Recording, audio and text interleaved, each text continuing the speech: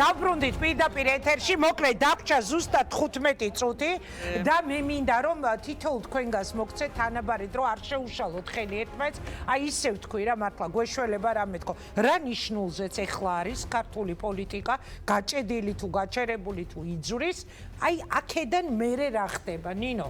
ვიწყებ თქვენ. წინ გვაქვს ამნისტიის კანონპროექტის მიღება, რაც რა თქმა უნდა იქნება ძალიან მძიმე პროცესი და განხეთქილებას კიდევ უფრო გააღრმავებს სამწუხაროდ ჩვენ საზოგადოებაში. მე უბრალოდ არასოდეს არ შემომაქვს ტელეფონი შემოვიტანე, იმიტომ რომ წავიკითხო რა წერია იმ ხელშეკრულებაში და რატომ იყენებს ქართული ოცნება და გამოიყენებს თუ არა ამ ჩანაწერს, რაც შეთანხმების დოკუმენტში წერია, რომ შეთანხმებიდან ხელმოწერიდან ერთი კვირის ვადაში რეაგირება მოახდინონ პოლიტიზირებულად მარცხარჯულებლად აღქმულ ორ საკითხზე. იქ არის რომ ისეთი ზომების მიღებით, რომელიც ანალოგიურ შედეგს გამოიღებს და ეს ეხებოდა რურუას და შემდეგ წერია კერძოდ ამ შეთანხმების ხელმოწერიდან ერთი კვირის ვადაში პარლამენტში წარმოდგენილმა პარტიამ უნდა მოახდინოს ინიციირება კანონის ამინისტიის შესახებ, რომელიც 19 წლის 19-21 ივნისის პროტესტთან დაკავშირებით ყველა დარღვევისა და მსჯავრდებულის ამინისტირებას ითვალისწინებს. იცი რა მაინტერესებს, აი პირველი რეაქცია, მე მაგალითად ჩავიკითხე და არ წარმომედგინა. ამის უკან შეიძლება ყოფილიყვნენ აი ჯალათები. ერთი წამით. ჩვენ არ წარმომედგინოს იმიტომ რომ დაპირისპირებული პოლუსებს შორის სიტუაციის მოგვარება ჩაცხრომაზე იყო ეს გამიზნული ეს შეტანხმება და არა იმაზე რომ პოლიციები გამოეყენებინათ როგორც დაპირისპირებული დოკუმენტი არ არის ჩვენი აღქმა.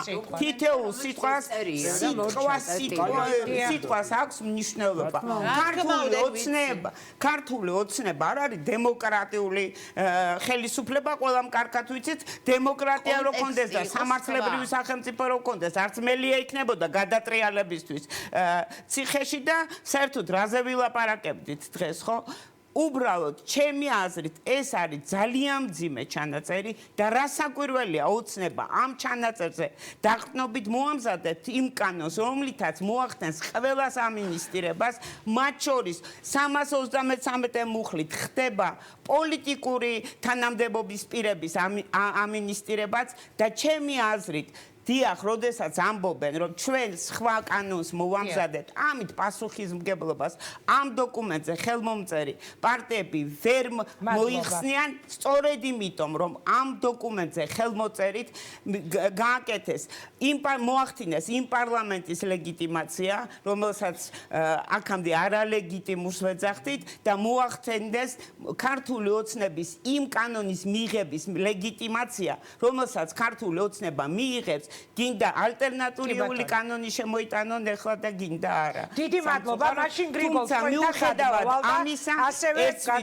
მიუხედავად ამისა რეალობა არის, ცხოვრება გრძელდება, ჩვენ უნდა ვეძებოთ ერთმანეთთან შეხების წერტილები, უნდა არ დავწვათ ერთმანეთთან ხიდები და დიახ, ჩვენი სტრატეგიული ამოცანა უნდა იყოს, რომ ამ სახელმწიფოში დამთავრდეს ესეთი აბსოლუტური ძალაუფლების მქონე ნებისმიერი პირი თუ ნებისმიერი პარტია. დიდი მადლობა ნინო გოგუაძეს, გრიგოლ თქვენს ბოლო სიტყვას. აი ამ სიტყვით გავაგზავნე. მეც ჩვენს თუ რამე ერთი გამოწვევს არის ის, რომ აბსოლუტური ძალაუფლება ამ ქვეყანაში არასდროს არავის არ კონდეს.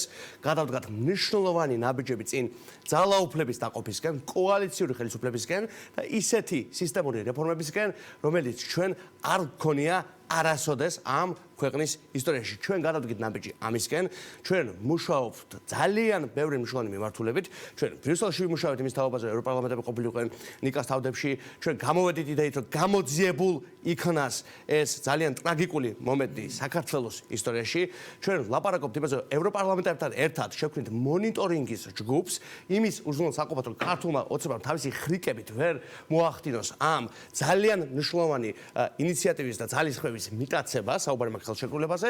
ჩვენ მუშაობთ იმისათვის, რომ ერთობა გავხადოთ შესაძლებელი. ჩვენ გვინდა, რომ ნიკა მელია დაუყოვნებლივ გამოვიდეს საპატიმროდან, რომელშიც უკანონოდ იმყოფება და გვინდა რომ საქართველოს პარლამენტში იყვნენ სხვა კოლეგები ძალიან მნიშვნელოვანი პოლიტიკური ძალიდან, იმიტომ ეს ჭირდება დღეს საქართველოს ეს არის პოლიტიკური ისე ნიკამელიას მე ვკითხე ამას წინათ ერთ ბოლო ინტერვიუში გამოსვლის შემდეგ მეთქი თუ განიხილავთ ხო პარლამენტში შესვლას და მან თქვა რომ 99% არაო და მე კი ნიკას ადგილას რო ვიყო აუცილებლად შევიდოდი თუნდაც იმიტომ ცეცხლს რომ დავანთებდი ერთია მაგრამ თუნდაც აი იმ პოლიტიკური ორჯერ გამართული სასამართლოს გამო რომელიც მას მოუწყეს როცა იმუნიტეტი მოუხსნეს დეპუტატის მანდატი გაუქმეს აი მაგათ ჯინაზე ყველა გადაცემაში ველაპარაკები ხოლმე მელიას და აი ეხა ნიკა მე შენს ადგილას გეუბნები პირდაპირ გამოსვლის მერე პირველი ერთ-ერთი რასაც ვიზამთრე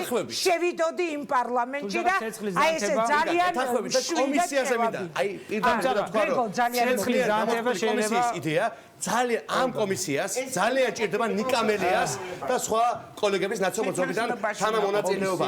ეს კომისია არის უაღრესად მორალურად და კომისიასაც ჭირდება კოლეგები. მადლობა გიორგი გეტყვით ჩემს კომისიის შექმნას არავითარი აზრი არ აქვს იმ მოცემულობაში, როდესაც დაახლოებით 2 კვირაში ამნისტის კანონი ყველაფერს გაანოლებს და აზრი არ ექნება თქვენ რას დაადგენთ და ვერც დაადგენთ, ამიტომაც ეს საფუძველშივე მიმაჩნია. სიმართლეს ყოველთვის აქვს აზრი. არადოსაშიც.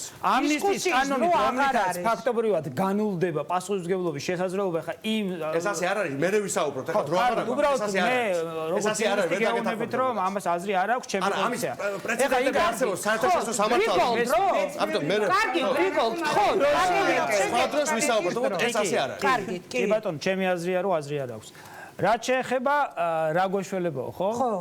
აი ამ მოცემულობიდან უკვე რაც დგას. პირველ რიგში ახლა მე მინდა როგორც მეგობარზე თქვა, ჩემ მეგობარზე ნიკამელიაზე, პოლიტიკ პატიმარზე, რომელიც დარწმუნებული ვარ, მალე დატოვებს საღჯერ ახსულების დაწესებულებას და ახლა არც ერთი ადამიანი აქ ყოფიდა ალბათ საზოგადოებაში უმრავლესობა არ კითხვის ნიშანს არ სვამს იმასთან დაკავშირებით, რომ თუ რაიმე პოზიტიური ხდება პოლიტიკაში დღეს, თუ რაიმე მიღწევები აქვს ოპოზიციას. მათ შორის აი ევროპიდან აემხელა ყურადღება, მათ შორის ის ხელშეკრულებას, რომელთაც ესე ამოყობენ ხელმომწერი პარტიები, მათ შორის აი ესეთი აქტუალური რომ გახდა საქართველოს საკითხი გაყალბებული არჩევნების შემდეგ.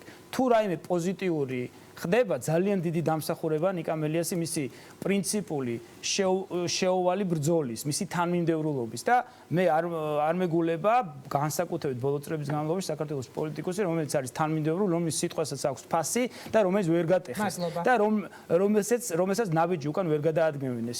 აი ეს არის ნიკამელიას რომ იმ 99%-ით არ შევალს ნიკამელია გამოვა ნიკამელია ინგა გამოვა საღჯერ ახსულების დაწესებულებიდან ნიკამელია ცეცხლს დაანთებს პარლამენტში იქნება თუ გარეთ ამას მნიშვნელობა არ აქვს ნიკამელიას გარშემო გაერთიანდება ყველა ვისაც აქვს მიზანი რომ გაიმარჯოს ქართულ ოცნებაზე და ეს ბრძოლა დამთავრდება უპირობოდ გამარჯვებით. დიდი მადლობა. ოპოზიციის და კოალიციური ხელისუფლების შექმნით ამაში ვეთანხმებით. ნეტა თუ იღირსება ამ ქვეყანას, როდესმე ეს კოალიციური მთავრობა. ეს როგორც მეგობრის აზრი იყო და არა როგორც ძალიან მოკლედ ვიტყვი. პირველი ეს ამნისტია ქართული ოცნების პასუხისმგებლობა გახლავთ, მაგრამ თანაბრად გახლავთ იმ ოპოზიციის, რომელმაც მას ხელი მოაწერა და რატომ? იმიტომ რომ ეს არის სიტუაციური და მოვლენითი ამნისტია, რომელიც მე არ მახსოვს 30 წელია ჟურნალისტიკაში ვარ და ქვეყანაში ყოფილიყოს ასეთი პრეცედენტი, რომელსაც სამართალთან შეხება არ აქვს, ყოველთვის ხდებოდა მუხლების, კონკრეტული მუხლების ამნისტირება და არა მოვლენების, ის რომ პოლიტიკური პროცესია და შეფასებულია ცალსახად ნიკამელია როგორც პოლიტიკური პატიმარი, რა თქმა უნდა, ეს არის ძალიან მნიშვნელოვანი, იმიტომ რომ ევროკავშირი ხულიგნებს და სახელმწიფო გადამტრიალებლებს გირაოს არ უხდის. ეს ერთი საკითხი. მეორე საკითხი, რა გვეშველება და რა არის გამოსავალი. მე ინგა შენ გეთანხმები აი ამ ნაწილში, იმიტომ რომ ეს გარიგება და შეთანხმება, მოდი ვთქვათ, ეხლა რაღაც შეთქმულების თეორიებში ვარ წავიდე, რეალურად ხელისუფლების მხრიდან იყო ნაციონალური მოძრაობის მარგინალიზაციის ჩახსნის არასაპარლამენტს გარეთ კარვების და ქუჩის ოპოზიცია დატოვების გეგმა ერთ-ერთი და დასავლეთი ამ წუთას ელაპარაკება იმ 3%-იან და 4%-იან პარტიებს, იმიტომ რომ ოპოზიციას პარლამენტში წარმოადგენენ ისინი. მე ვფიქრობ, რომ ნიკამელიას გამოსვლის შემდეგ ნაციონალური მოძრაობა, როგორც ყველაზე დიდი ოპოზიციური ძალა უნდა შევიდეს პარლამენტში, ეს შეთანხმებები, რომელიც კულუარული და ასე შემდეგ არსებობს, თავისთავად უკვე ნიშნავს ამას, რომ იქნება დაშლილი და ქართულ ოცნებასაც მოუწევს ყველაზე დიდ ოპოზიციურ ძალასთან საუბარი, ჩვენს დასავლელ მეგობრებს და სტრატეგიულ პარტნიორებს მოუწევთ ნაციონალური მოძრაობის ფაქტორის გათვალისწინება და არა იმ 2 და 3%-იანი პარტიების მხოლოდ, რომელიც დღეს არიან წარმოდგენილი მადლობა, საქართველოს მე იმ 2 და 3%-იანი პარტიების ამომრჩეველი ვარ, ამიტომ ჩემს არჩევანს პატივს ვცემ, იმიტომ რომ ხანდახან მირჩევნია 2 და 3%-იანს მივცე ხმა, მაგრამ ხმა მივცე იმედით, მე ისევ გავიმეორებ უბრალოდ. მე რომ ხმა ლელოს მივეცე და დავწერე კიდევ ერთნაირი არჩევანი. მომავალ არჩევნებში კაკიდა ეხა უკვე გადავდივარ ნიკასთან და ბაიასთან ერთ შვიტყვი კიდევ აი მართლა გულწრფელად ვამბობ მიუხედავად იმისა რომ მელიას პასუხი იყო რომ სავარაუდოდ უფრო ანუ 99 და კიდე იქ მიუმატა რაღაც მეათედები და მეასედები არ შევალო მე ვფიქრობ რომ ის მე რო ვიყო მის ადგილას ორჯერ მოხსნილი იმუნიტეტის შემდეგ აუცილებლად შევიდოდი პარლამენტში და მინიმუმ გადავხედავდი იქ ხალხს ვინ ჩემს დაჭერას მისცა ხმა ბაიას ვაძლევ სიტყვას და დაასრულებს ლიკა აქ გაჟღერდა რომ უკეთესი შეთანხმება უნდა ყოფილიყო და მერე უნდა მოეწერათ ხელი უკეთეს შეთანხმებაში ალბათ ეს ხალხი გულისხმობს იმას რომ რიგარეში არჩევნები იქნებოდა დანიშნული მე ესეთ შეკითხვა მაქვს რიგარეში არჩევნები რომ იყოს დანიშნული რა გარანტია აქვს ოპოზიციას რომ ამ არჩევნებს მოიგებს როდესაც ისევ ისეთი უსაზღვროფული აქვს ქართულ ოცნებას ისევ ისეთი ადმინისტრაციული რესურსი აქვს და ყველაფერი არის ისევ ისე ერთადერთი გზა რომ ქართულ ოცნებას ოპოზიცია მოუგოს არჩევნები არის ის რომ მოუგოს არა 2, 3, 4, 5, 8%-ით, არამედ 10-ით და მეტით. და ამას სჭირდება ქართულ ამომრჩეველთან მუშაობა. ამიტომ მე ვამბობ, გამოვიდეს ნიკამელია ციხიდან, რაც შეიძლება მალე, ხვალ, ესე გამოვიდეს და პარლამენტში შევიდეს და იქ ებრძოლოს ამინისტიის კანონს, რომელიც არავის არ მოგუწონს და თქვაც რომ მე გარეთ ვარ და რისთვის იღებთ ამ ამინისტიას, იმიტომ რომ ეს ამინისტია მის გამოსაშვებად ჩაიწერა, ამიტომ ჯერ თვითონ გამოვიდეს და მერე ებრძოლოს და თვითონ ჩააგდოს ამინისტიის ეს კანონი, ჩაუდგეს თავის პარტიას სათავეში და პარტიას ძალიან აკლია და ძალიან ეტყობა რომ აკლია ნიკამელია და გააერთიანოს ოპოზიცია. აი ამ შემთხვევაში დაიწყონ წინა საარჩევნო მზადება, იმიტომ რომ ეს არჩევნები ხალხო მოსაგებია არაფერი გარანტირებული არ არის უკვე მომდგარე ოქტომბერშია არჩევნები მადლობა ბაია და რა თქმა უნდა სოლიდარობა ვახსენებთ აჰა ლიკა დაასრულეთ იგივეს ვიტყოდი ზუსტად იგივეს ვიზიარებ ბაიას სიტყვებს გავიმეორებდი ასე სიტყვით ნიკა უნდა გამოვიდეს სასტრაფოდ ჩაუდგეს ამ და უკვე რაღაც არ ვიცი ეხა ის ვაშაძე რას ამბობს რაღაცაო ნუ არ ვიცი ეს ამბიციები გავიგე ჩაუდგეს სათავეში ოპოზიციას და რაც თავარია, ოპოზიციამ ეხლა უნდა აჩვენოს წინა საარჩევნო პერიოდში ვარ შესული, უნდა აჩვენოს რა შეუძლია. ის კი არა რომ ამოსმენაზე არ შევალ და იმაზე შევალ და ეს ჩემი თემა არ არის და ყველაფერზე უნდა ეომოს იქ. ყველა საფეხურზე, ყველა საკითხზე, იმიტომ რომ და რაც თავარია 20 წელს საქართველოსდან გავიდა 75,000 ადამიანი წავიდა ემიგრაციაში. ხალხო რაზეა? საერთოდ ლაპარაკი ეს ხალხი უნდა დავაბრუნოთ რა მეტი აღარ უნდა მიდიოდეს და ჩვენ აქ უნდა შევქნათ აი ეს ოაზისი თუ არა პირობები გაუსაძლისი რო არ იყოს კი არა ხარისხი ცხოვრების ეს უნდა მოუტანოთ ამ ხალხს და ამისთვის ამ ხალხს სჭირდება თქვენგან გაიგოს კონკრეტიკა, ყველა პროექტზე რეცეპტები, როგორ აპირებთ რომ უშუალოდ აი მზარდ ინფლაციას, ამ წაქცეულ ლარს, მცირე მეწარმეთა კლასი საერთოდ რომ გაქრა ამ პერიოდში, აი ამას, რას გააკეთებ ძალიან კონკრეტულად. ეხლა ჩვენ ვართ საერთოდ სხვა სამყაროში ვართ, აქ ვინც ვლაპარაკობთ ზოგადად ქუჩაში არის სულ სხვა ტიპის ცხოვრება და გაჭირვებაზე აღარ არის, აქ უპერსპექტივობა, რაღაცა ვალები, საშინელი მდგომა, დეპრესია აი ამას უნდა ებრძო რა დროს ის არის ეხლა გამოვიდეს მელია ამა თუ იმ გზით გამოვიდეს და ჩაუდგეს ოპოზიციას სათავეში კონკრეტულად პარლამენტში და მე მინდა რომ იქ ვნახო ხარისხიანი დებატები, საგანზე ორიენტირებული დებატები და მინდა რომ დაუმტკიცოთ ქართულ ამორჩეულს რომ ისინი რომ ეს ოპოზიცია ღირს იმათ რომ ადგნენ და ამ პანდემიის პერიოდში წავიდნენ არჩევნებზე დიდი ჩააგდო მადლობა. აი ამიტომაც არ ვემხრობოდი ზუსტად იგივე პოზიცია რომ მქონდა მე ბოიკოტს, მაგრამ ამაზე ვერ შევთანხმდებით. 6 თვე გავიდა და ვერავინ ვერ ქუჩაში ვერ კომუნიცირებენ ერთმა ჩემმა რესპონდენტმა რეგიონებში ბაზარში სიარული არ მოიტანს შედეგს. მადლობა ვერ მოიტანს. მე მგონი რომ ძალიან საინტერესო საუბარი გამოგვივიდა. ძალიან დიდი მადლობა მეგობრებო, წარმატება მინდა გისურვოთ თითოეულ თქვენგანს. წინასწარ გილოცავთ აღდგომას და უკვე გადავდივარ გიორგი ნიორაძესთან და ვიკა ბუკიასთან პირველი ხაზის წამყვანები გვიერთდებიან მეგობრებო, რას დაანონსებდით მაყურებლისთვის საინტერესოს. საღამოშიდობისა ინგა, დღევანდელი რეაქციის ხაზს ჩვენც გავაგრძელებთ და ოდნავ სხვა მიმართულებას მივცემთ. როგორი განმარტება აქვს ფაშიზმს? ფაშიზმი ეს არის უკიდურესი მემარჯვენე ექსტრემისტული პოლიტიკური იდეოლოგია, რომელიც უპირისპირდება ლიბერალურ სისტემას, ინდივიდუალიზმსა და თანასწორობის იდეას. ეს ისე ალეგორიული გადახვა. თუ სიღრმისეულად გავყვებით ამ იდეოლოგიის იდეას, ბევრი პარალელის დანახვა იქნება შესაძლებელი. აი დღეს დავფიქრდი და აღმოვაჩინე, რომ ამ ქვეყანაში არსებობენ ადამიანები, რომლებსაც ხელი არ აუკანკალდებათ ნებისმიერი მათი აზრისგან განსხვავებული ადამიანი ჩასვან პირობითად გაზის კამერაში და გაზი გაუშვან. აი ასეთია ჩვენი დღევანდელი საზოგადოება, მაგრამ ეს იდეოლოგია ვერსად ვერ იყიდებს ფეხს და ყოველთვის სასტიკად მარცხდება. პირველი ხაზის პირველი ბლოკის სტუმრები იქნებიან თამარ ყურაშვილი, ვახო სანაიას მეუღლე, ჟურნალისტები მერაბ მეტრეველი და ნინო ზაუტაშვილი.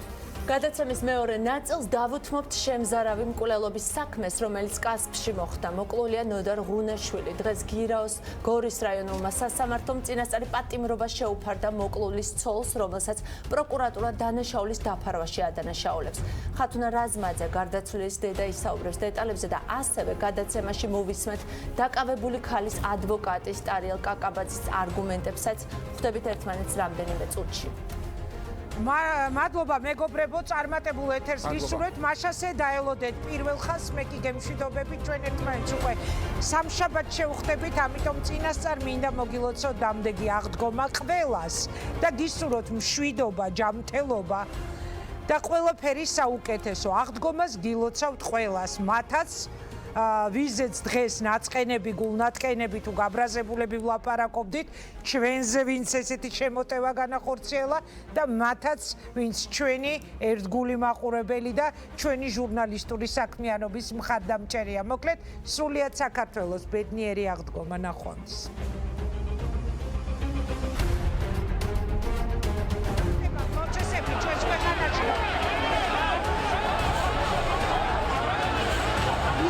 მოდიან და მიდიან. ხელისუფლებები სულ თუ არა მათ მაინც იცვლებიან. არ არსებობს უფრო მნიშვნელოვანი თემა, ვიდრე ეს არის სიმართლის გარკვევა. ქვეყანაში მომხდარ ყველა გახმაურებულ ამბავს, რომელიც ოპოზიციის ჩამცხრალი უნებები და ხელისუფლების არნახული წინასაარჩევნო